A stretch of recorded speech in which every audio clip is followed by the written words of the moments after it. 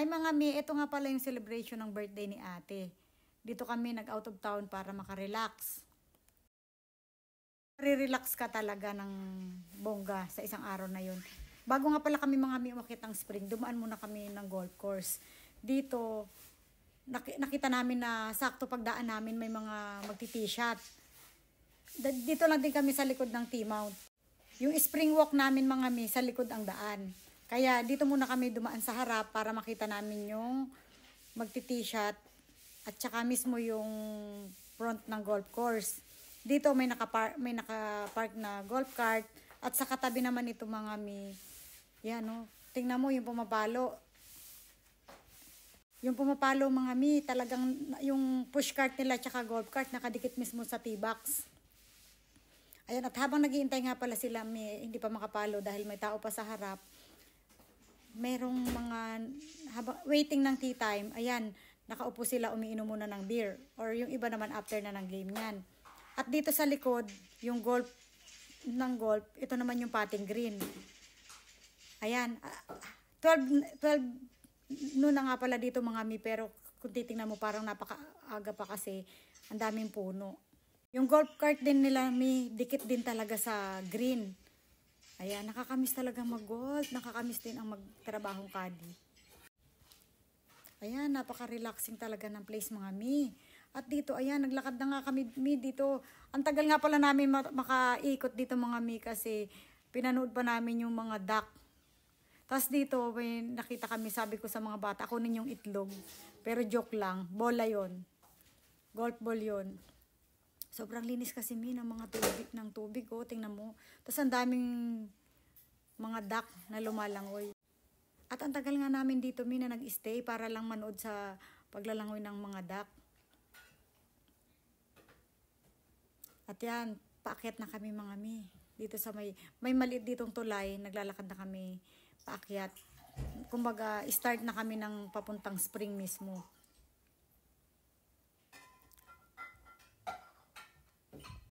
Ito na nga mi, ang spring talagang sobrang nakakahanga.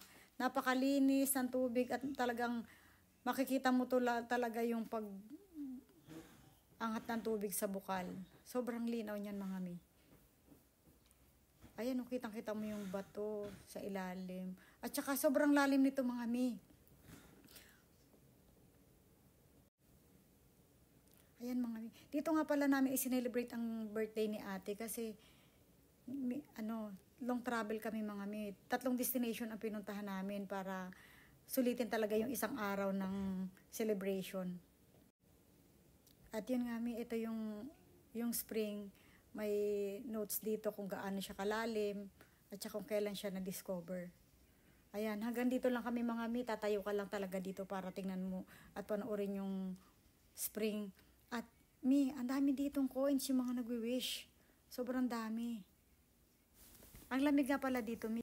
At habang naglalakad kami sa gilid ng spring, ayan, nakikita namin talaga yung paligid. Sobrang relaxing, sobrang linis ng tubig, mga mi. Halos di ko nga pala maiyak ba ang mga pa ako dito, mga mi, kasi ang pakaramdam ko, lamig na lamig ako. Kahit hindi siya mahangin, ang simoy niya talagang malamig. At ito nga, mi, ang aking bunso ay gusto daw niyang itry ang tubig. Kung anong lasa, ayan. Sabi ko, sige, tikman mo kung anong lasa. At yun nga, kumuha siya ng tubig, mi, at ininom nga. Ayan, katibayan na ininom niya. Wala daw lasa at talagang sariwang-sariwa yung tubig, mami. Ang ganda nga dito ng paligid, mga mi. Kala ko, itong view na to, kala ko sa mga frame ko lang nakikita, pero pagdating ko dito sa New City lang talagang kitang-kita ko mismo. Pupunta nga dapat kami mga mi ng animal farm para mag-animal feeding, kaso hindi kami umabot mga mi dahil may closing time lang. Lunch na kasi kami nakarating. Kaya pumunta na lang kami dito sa sa putting green. Kaya tas may alaga silang rabbit. Ayan mga mi, yung golf na ito ay putting lang. Wala silang fairway dahil lalo na to sa kadalasan mga activity na ito sa mga bata lang.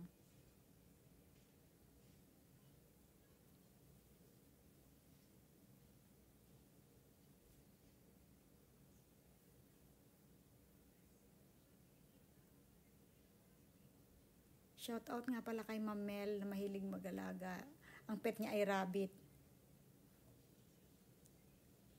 At ito nga pala may ang mga pictorial namin sa aming on the way doon sa spring. Ito, siya po yung celebrant natin ng araw na ito. Kaya kami ay namasyal. Yun ang gusto niya celebration. Para daw makarelax, mag out of town.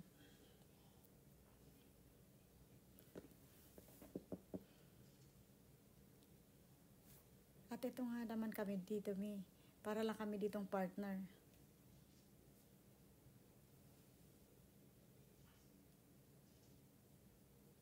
Napakatataas ng mga puno dito mga 100 years na to. At ayan, may pictorial nga para kaming family dito.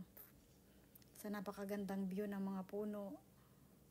At parang ayaw na nga namin pala dito umalis sa mga puno na ito para mag-pictorial na lang.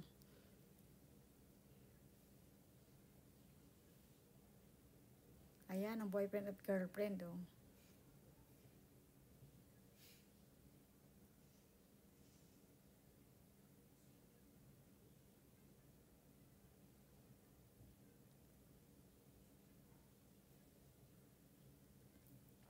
Another destination nga pala namin dito mga yung sumakay kami ng gondola. Pumunta pala kami mga ng Roto Vegas dito. Ito yung second time namin mag-gondola. Nakaka-enjoy naman talaga. Kami lang pala dito ni Mr. sa isang gondola kasi yung mga bata nasa harap namin. Sila yung sunod next kami yung next sa kanilang gondola. Yan, enjoy kami dito mga kasi nagsasalubungan kami yung paakyat pa lang kami ng time na ito tapos yung mga pababa naman tapos na sila mag-rides. Hapon na nga kami pala mga punta dito kasi nagala-gala pa kami kung saan-saan. Ayan. Yan yung may mga trick ng ibang mga rides.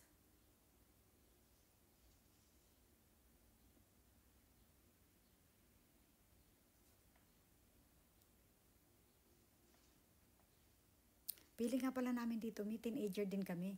Kasi nakikisabay din kami sa mga anak namin sa pagra-rides. Kahit ako'y lamig na. Sila okay lang sa kanila, hindi sila nilalamig, naka-t-shirt lang. Ako pala, tatlo yung suot ko dito, pero lamig na pa rin ako. At nag-enjoy nga kami, paakyat ng gondola kasi ang tagal pala niya. Akala namin saglit lang kami makakaakyat. Matagal pala dahil mahaba pala yung aakyatin na bundok.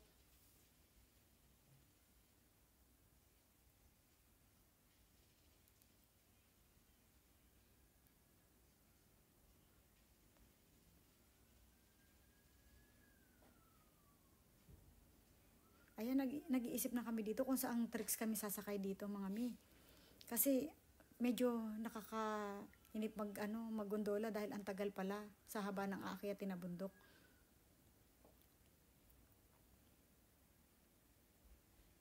At yan, malapit na nga pala kami sa aming destination para mag-start ng rides.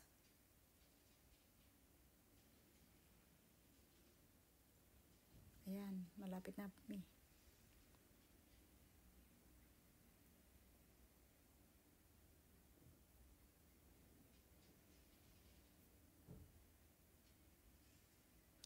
At ito nga pala Roto Vegas, ito talaga napakataas ng lugar. Kung makikita mo halos 360 degrees yung Roto Vegas mga halos 360 degrees ng Rotorua, kaya kitang-kita mo nga talaga yung paligid dahil napakataas ng lugar na to. Kaya naman ang daming activities na nagagawa dito dahil kitang-kita mo yung environment talaga.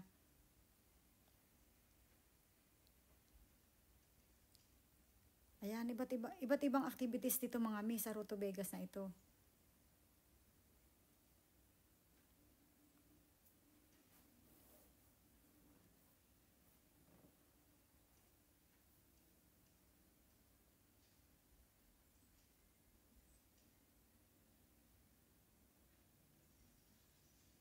Kitang mo nga pala dito yung view ng dagat habang ikaw ay nasa gondola.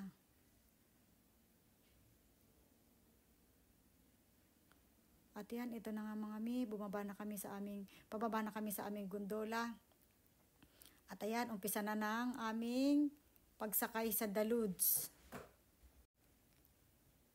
Ayan. Iniisip na namin yung sasakyan namin kung saan kaming part mga mi. Tatlo nga pala itong sinakyan naming. Ayan, may pipila na nga pala kami sa Daludes. Dito sa Skyline mga mi. Ayan, medyo mahaba kasi sobrang dami ng tao mga mi kasi term break noon. Kaya yung ang dami mga bata din na nandito para mag-enjoy sila. At syempre para ma-experience din yung Skyline at saka gondola at saka dito sa Daludes. Yan nga mga mi, iba't iba pala yung dadaanan dyan para kung saang tracks ka dadaan. Ayan, may mga naka-helmet nga pala kami dito dahil sasakay ka dito sa parang bike or motor na sobrang bilis niyan mga mi. Pero syempre kaya, pwede mo namang i-brake kaya lang talagang pagpababa mga mi. Talaga naman, sobrang enjoy. 3 beses nga pala kami dito mga mi umikot. Lahat po iba-iba yung dinaanan namin. Kaya sobrang lamig pa naman noon panahon na sumakay kami ng Daludes. Tapos lamig na nga pala ako. Wala kaming mga gloves.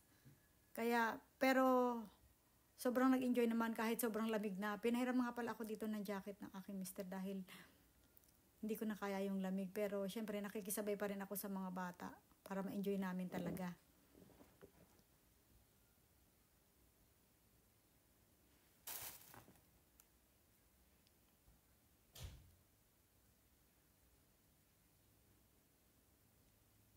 Ayan nga pala. Pagkakatapos pala namin mga min ng isang rides, babalik ulit kami sa taas. Sasakay kami na, ayan, ibabalik namin pala muna yung mga cart na ginamit namin. Ayan, nahatakin namin mga mi. Tapos, shoot lang yan dun sa parang finish line. Tapos, sa akyat tayo ng kusa. Yan, sasakay ulit kami pala mi ng Skyline para makaakyat ulit. Para mag-restart ng panibagong sasakyan namin pababa ulit.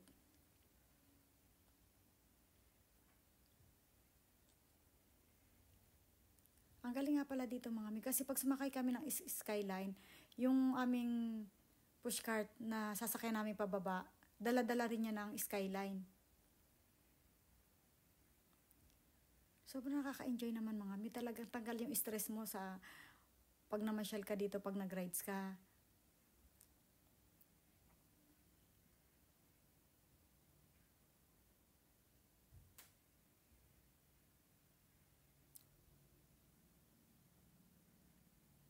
At yung last ride namin pala mga mi, gabi na nga po pala. Kaya last ng ride namin, dahil gabi na, nilalamig na rin ako at mga gutom na, kailangan na namin umakyat para kumain.